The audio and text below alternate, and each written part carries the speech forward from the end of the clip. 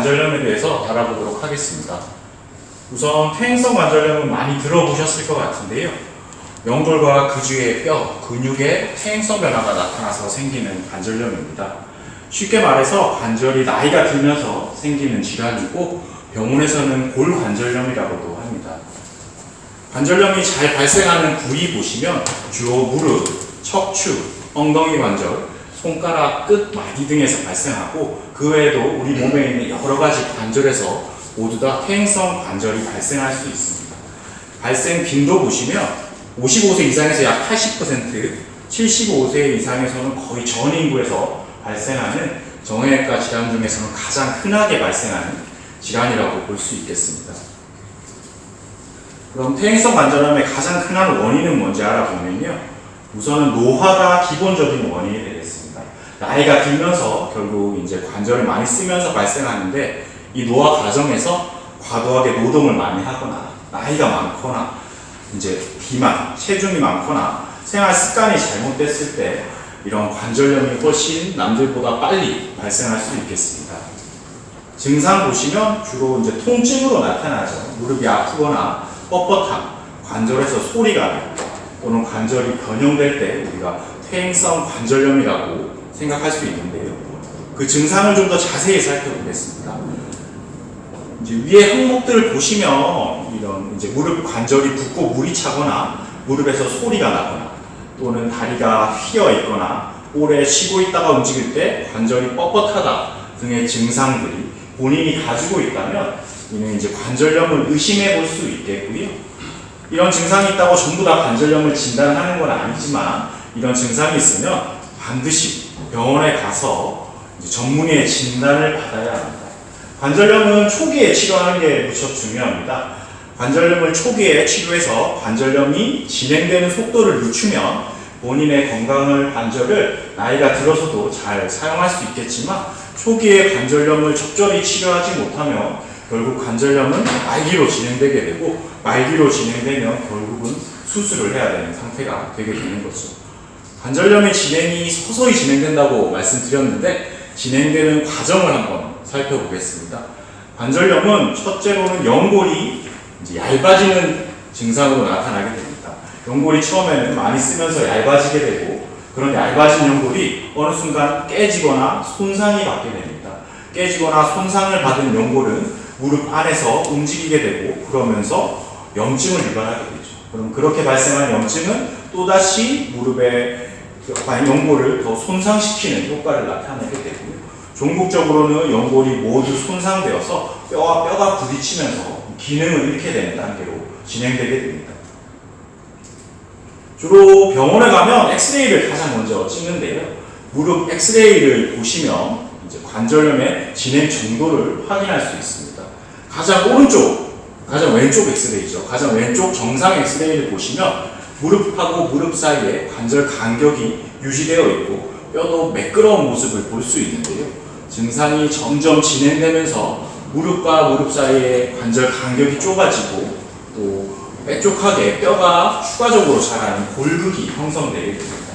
이렇게 관절과 관절 사이의 간격이 좁아지고 골극이 발생하면서 관절염은 진행되게 되고요.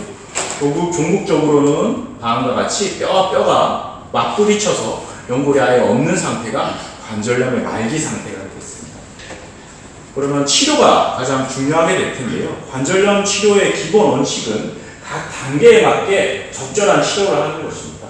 초기 단계에 관절염을 발견해서 그에 맞는 치료를 해서 관절염의 진행 속도를 늦추고 자기 관절을 오래도록 쓰는 게 치료의 목적이 되겠죠.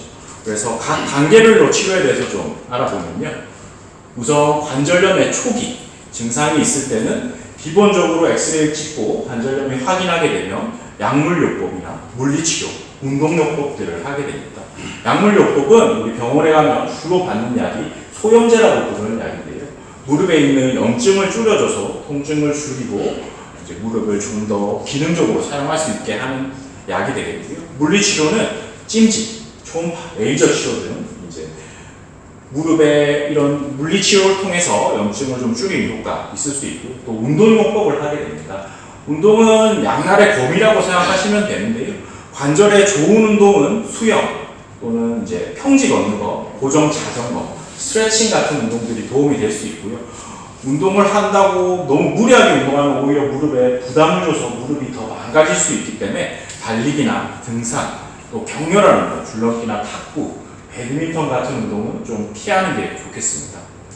이런 초기 단계의 치료가 적절하게 효과를 발휘하지 못하고 증상이 점점 심해지게 되면 이제 병원에 가게 되면 무릎에 주사를 놓는다거나 또는 무릎에 손상된 구조물들을 이제 부분적으로 정리하고 제거해주는 관절경 수술 등을 통해서 통증을 좀 줄여주는 효과가 있을 수 있고요. 왼쪽 엑스레이에서 같이 이제 관절이 너무 이제 퇴행성 변화가 진행돼서 뼈가 부딪히고 뼈가 변성된 상태가 되면 결국 앞에서 말씀드렸던 약물 치료나 물리 치료 또는 관절경 주사가 큰 의미가 없고 이제 걸을 때마다 통증이 지속되게 됩니다. 그 단계가 되면 이제 다음과 같이 인공관절 수술을 하게 됩니다. 우리 인공관절은 일반적으로 보통 한 15년에서 20년 이상 수명이 이제 유지되는 걸로 알려져 있는데요. 관절이 모두 망가져 있고 걸을 때 통증이 있으면 그거를 참고 지내는 것보다는 적절한 시기에 인공관절을 함으로써 무릎의 기능을 유지시켜주는 게 역시 중요한 치료라고 볼 수 있습니다. 다음 주사요법에 대해서 좀 더 자세히 알아볼 건데요. 결국 중요한 거는 무릎이 말기로 가서 인공관절로 진행되기 전에 무릎이 초기나 중기 단계에서 보존하는, 오래도록 쓸 수 있게 유지하는 게 치료의 목적인데요. 그 중 하나가 이제 주사요법이라고 볼 수 있습니다. 병원에 가시면 무릎에 이제 주사 놓는 걸 많이 보셨을 거예요. 그 주사는 여러 가지 종류가 있지만 대표적으로 이제 뼈 주사라고 소위 말하는 스테로이드 주사와 연골 주사로 나눠볼 수 있겠습니다. 뼈 주사는 이제 스테로이드 성분이 든 주사를 무릎 안에 주입하는 건데요. 스테로이드 주사는 염증을 강력하게 억제하는 효과가 있어서 통증을 급격하게 감소시키는 데 효과가 있지만 이제 연골을 오히려 손상시킬 수 있는 부작용도 있을 수 있습니다. 또 스테로이드 주사를 자주 맞으면 전신적인 부작용도 나타날 수 있어서 관절염 같이 지속되는 이제 관절 통증에는 별로 적합하지 않은 주사라고 볼 수 있고요. 우리 그 외에 이제 연골 주사라 그래서 히알루로산 성분이 든 이제 약을 무릎에 주입함으로써 건강한 관절 활액을 보충시켜서 무릎을 좀 보존시켜주고 증상을 완화시켜주는 그런 주사도 있게 되겠습니다. 그 두 가지 주사에 대해서 좀 더 자세하게 알아보면요. 연골 주사하고 뼈 주사는 이제 차이가 있는 주사라고 생각하시면 되고요. 연골 주사는 보통 6개월의 효과가 있다고 알려져 있어서 이제 연골 주사는 6개월마다 맞게 되고, 연골 주사는 스테로이드 주사, 뼈 주사와 달리 큰 부작용이 없기 때문에 안전하게 맞을 수 있는 주사가 되겠습니다. 연골 주사를 맞는다고 이제 퇴행성 관절염이 모두 낫는 건 아니지만 결국 퇴행성 관절염이 진행되는 걸 좀 늦춰주고 통증을 좀 완화해줄 수 있어서 퇴행성 관절염이 어느 정도 진행된 환자에 있어서는 6개월마다 연골 주사를 주기적으로 맞아서 좀 무릎을 보호해주는 것이 중요하다고 볼 수 있겠습니다. 연골 주사의 효과를 다시 한번 보시면요. 연골 주사는 염증을 제거하고 통증을 완화하는 효과. 또 이제 우리 연골이 닳아있기 때문에 연골과 연골이 서로 충격을 흡수하지 못하고 뼈가 직접적으로 충격을 흡수하기 때문에 퇴행성 변화에는 통증이 심한 경향이 있는데요. 그런 연골이 직접적으로 닳는 것도 연골 주사가 좀 보호해줄 수 있어서 무릎의 손상도 좀 줄여주는 효과가 있을 수 있습니다. 또 관절의 윤활유 역할을 통해서 관절이 부드러워짐으로 인해서 증상도 좀 완화시켜주는 효과가 있을 수 있겠죠. 요즘에는 뭐 3번 맞는 연골 주사도 있고 1번 맞는 연골 주사도 있습니다. 그래서 6개월마다 한 번 맞음으로 해서 무릎을 좀 보호해주는 효과가 있다고 보시면 될 것 같아요. 결국 계속 말씀드리지만 관절염은 진행이 되면 그거를 막을 수 없습니다. 진행되는 속도를 늦추는 게 가장 중요한 치료고, 그래서 조기에 관절염을 진단받고 관절염이 진행되는 걸 늦추는 게 자기 관절을 건강하게 쓰는 방법이라고 보시면 되고요. 관절염 예방을 위한 생활 습관을 한번 읽어보겠습니다. 결국 무릎을 많이 구부리거나 오르막길, 계단, 언덕은 관절염이 진행되는 환자들에 있어서는 좋지 않기 때문에 가급적 피하시는 게 좋고요. 운동을 해도 평지 걷는 거, 계단 운동이나 등산은 그거 좋은 운동이 아니에요. 그리고 갑자기 붓거나 아플 때는 얼음찜질이나 온찜질도 중요한데 갑자기 붓거나 아프면 반드시 병원에 가서 혹시 관절염 외에 관절 안에 연골이 손상되거나 반월성 연골이 찢어지거나 이러진 않았는지 확인해 보는 게 중요합니다. 그리고 관절은 이제 결국 근육하고 연골이 같이 이루어져 있는데 연골이 닳아있기 때문에 근력을 강화함으로써 연골이 받는 압력을 좀 줄여주는 효과가 있기 때문에 근력 운동을 열심히 하는 것도 도움이 될 수 있습니다. 다음으로 체중을 좀 줄이는 게 아무래도 관절에 가해지는 또 힘을 줄여줄 수 있기 때문에 체중도 좀 줄여주는 게 좋겠죠. 결국 퇴행성 관절염은 체중을 좀 줄이는 게 가장 효과적이고 또 규칙적인 운동, 또 근력을 키움으로써 예방할 수 있겠습니다. 또 반드시 알아두어야 하는 것은 본인이 퇴행성 관절염이 대부분 아마 있으실 텐데요. 퇴행성 관절염이 있다고 생각하고 그냥 통증을 참는 거는 결국 진행을 악화시킬 수 있기 때문에 좋지 않습니다. 통증을 참지 않는 게 중요하고요.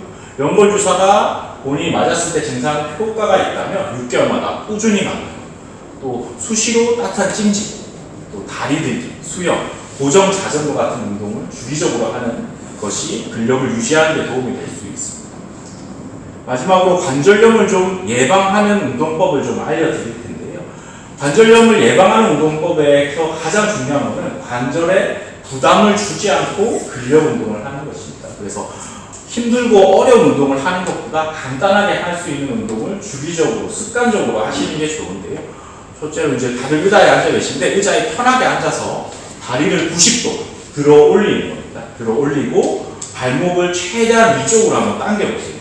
그러면 본인이 느끼기에 이 앞쪽 허벅지에서 이제 근력이 느껴질 겁니다. 딱딱해지는 게 느껴질 거예요. 그래서 무릎을 운동할 때 가장 중요하고 좋은 거는 이 앞쪽에 있는 대퇴사두 허벅지 근육을 기르는 게 무릎의 부담을 줄이는 데 가장 도움이 되거든요. 그래서 방금 했던 자세를 10초 정도 유지했다가 내려주고 10초 정도 유지했다가 내려주고 이런 과정을 한 10번 정도 하루에 한 2번 정도 시행하면 허벅지 근육을 기르는 데도 도움되고 무릎 허벅지 근육을 길러서 관절염이 진행되는 걸 막는 데도 충분히 도움이 됩니다.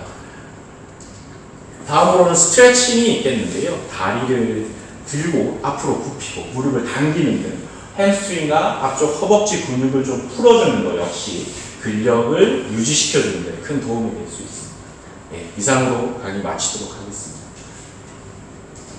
감사합니다. 여기서 잠깐 잊지 말고 좋아요와 구독 그리고 알림 설정까지 부탁드립니다.